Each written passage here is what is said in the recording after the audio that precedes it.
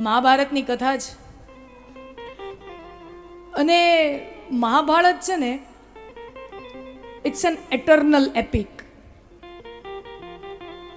શાશ્વત કાલજયી ગ્રંથ છે, મહાકાવ્ય છે, વ્યાસજીએ લખ્યું છે. આ સંસારનો કોઈ એવો અંધારો કે અજવાળિયો ખૂણો નથી જે વ્યાસજીના ધ્યાન બહાર રહી ગયો હોય. કહેવાય છે કે જે મહાભારતમાં છે એ બધે છે, અને જે મહાભારતમાં નથી એવું દુનિયામાં કાંઈ નથી. વ્યાસે જ શ્રેષ્ઠમ જગત સર્વમ. આ આખી દુનિયા એ વ્યાસનું ઉચ્ચિષ્ટ છે, વ્યાસનું એઠું છે. કારણ કે મહાભારતની અંદર માનવ જીવનના તમામ પાસાઓને વ્યાસજીએ ઉમેરી દીધા છે. આ સૃષ્ટિ કેટલી સરસ છે, આ સૃષ્ટિ કેટલી સુંદર છે, અને સાથે સાથે કેટલી કદરૂપી અને કેટલી અસુંદર છે. આ બે વસ્તુ જોવી હોય તો મહાભારતમાં જવું પડે. આ સૃષ્ટિમાં કેટલા શુભ તત્વો છે અને એ સૃષ્ટિમાં કેટલા અશુભ તત્વો છે, એ જો જોવું હોય ને એકી સાથે તો મહાભારતમાં આવવું પડે. આ સૃષ્ટિમાં કેટલા મંગલ તત્વો છે અને આ સૃષ્ટિમાં કેટલા અમંગળ દૈત્ય તત્વો છે, આ બેયનો અનુભવ કરવો હોય તો મહાભારતમાં આવવું પડે. કારણ કે આ બે સૃષ્ટિ એક સાથે છે. આ બે જોડકાના દ્વંદ્વો એક સાથે મહાભારતની અંદર જીવે છે. અને આખા મહાભારતમાં શુભ અને અશુભના પલડા, જેમ ત્રાજવા કેમ કોકવાર આ ત્રાજવું નમે ને કોકવાર આમ ત્રાજવું નમે, એમ કોકવાર શુભનું ત્રાજવું નમે ને કોકવાર અશુભનું આમ પલડું આમ થયા રાખે છે. પણ અંતે શુભનો ધર્મનો જય થાય છે. ક્યારેક દુર્યોધન હાવી થતો દેખાય અને પાંડવોને વગડામાં જંગલમાં ભટકવું પડે, ત્યારે એમ થાય આહા દુર્યોધન તો જીતી ગયો, દુર્યોધન પ્રભાવી થઈ ગયો. ત્યારે એમ થાય અરે રે રે આ તો અધર્મનો જીત થઈ ગયો. ક્યારેક દુર્યોધન હાવી થતો દેખાય, શકુની હાવી થતો દેખાય, જેમ કે એમ પાસા પડે, કે આમ પાસા પડે તો આમ પાસા પડે તો એમ જ પાસા પડે. તો ક્યારેક શકુની જીતતો દેખાય, દુર્યોધનને દુશાસન જીતતો દેખાય, અને પાંડવો જંગલમાં ભટકતા દેખાય. ક્યારેક ભીમને રસોઈયો થઈ જવું પડે, અર્જુનને નાન્યેતર, સ્ત્રીએ નહીં ને પુરુષને એવું નાન્યેતર સ્વરૂપ ધારણ કરીને બૃહન્નલ્લા ને આ બધી કથાઓ છે. દ્રૌપદીને આ વિરાટનગરની સરસ મજાની કથાઓ છે, અજ્ઞાતવાસમાં જ્યારે રહે છે. તમે જુઓ મહાભારતની અંદર પાંડવોના જીવનમાં ઘણું બધું દુઃખ આવ્યું છે. રામાયણમાં શ્રી રામના દૈવ ઉપર, દૈવ સાદી ભાષામાં કિસ્મત ઉપર, નસીબ ઉપર બહુ કષ્ટો આવ્યા છે. શ્રી કૃષ્ણનું ચરિત્ર જોઈએ તો એમાં તો જન્મની રાત્રિથી જ દુઃખ છે. જન્મ્યા તે દીના મથુરાની જેલમાં જન્મ્યા અને ત્યાંથી ઝરમર વરસાદ અને જન્મની રાત્રિથી દુઃખ છે. ક્યારેક દુઃખ અને અસુવિધા માણાના માથે આવી પડે ને, ત્યારે માણા હોય ને એના કરતાં વધારે નીકળી જાય છે.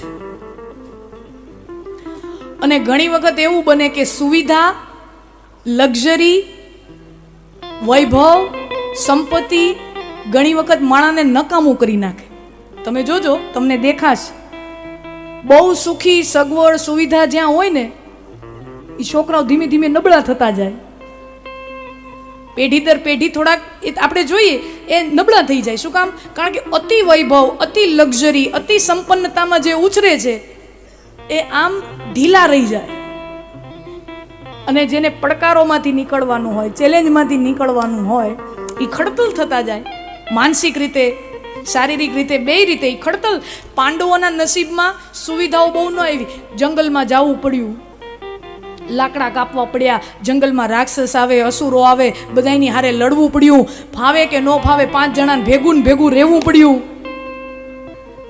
5 ભાઈઓને હું ડખા નહીં થયા હોય છે? ડખા તમે શું માનો? પાંડવોને કોઈ દી ડખા નહીં થયા હોય? મહાભારત ઉપાડજો કોક દી મારા વાલા. થયા છે.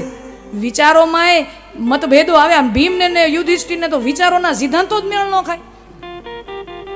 યુધિષ્ઠિરના ને ભીમના તો સિદ્ધાંતોને જ મેળ ન પડે.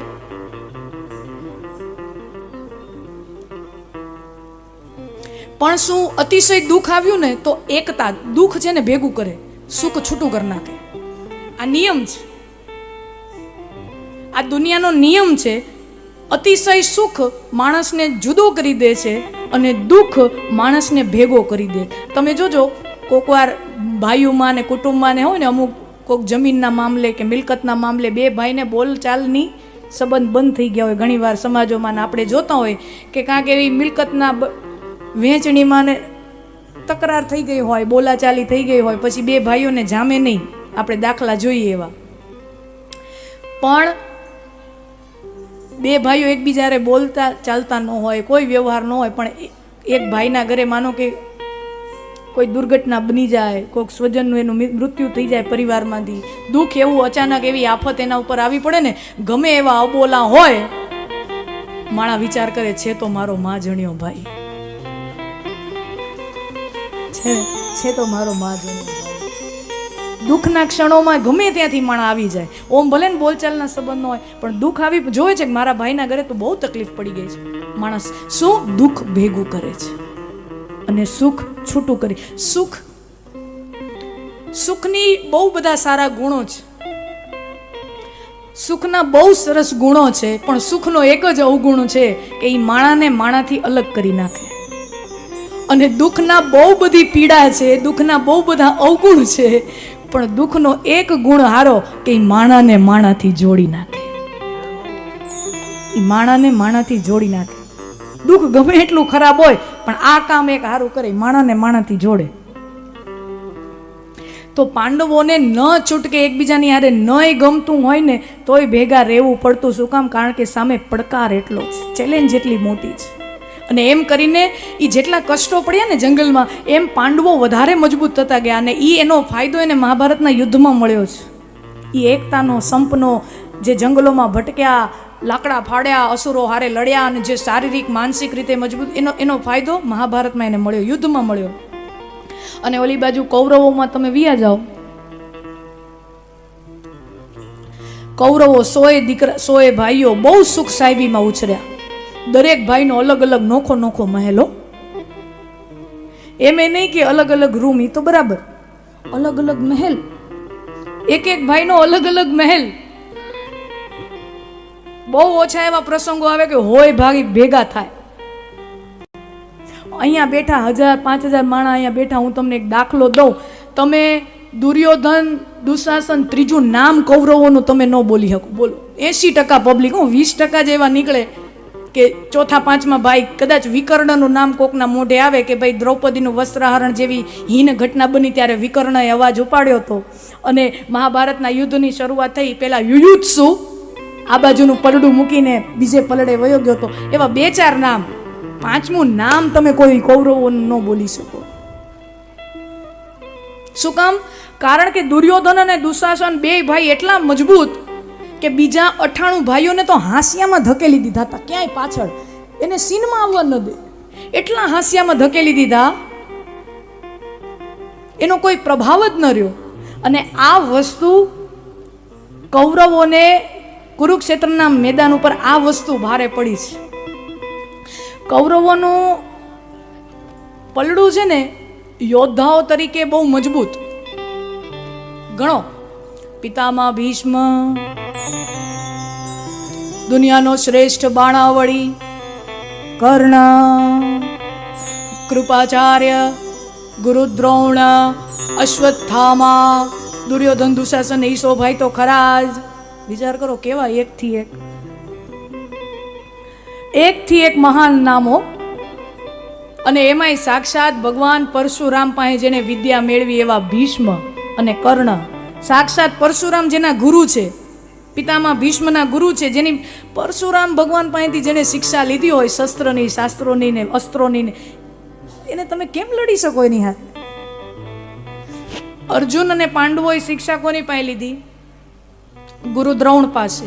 દ્રોણ મહાન ગુરુ છે, એમાં કોઈ શક નથી, no doubt about it. Guru Drona is a very good master.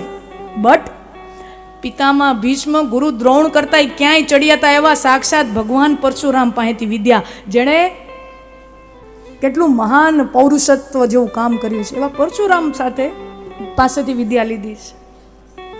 નામ બધા મોટા મોટા,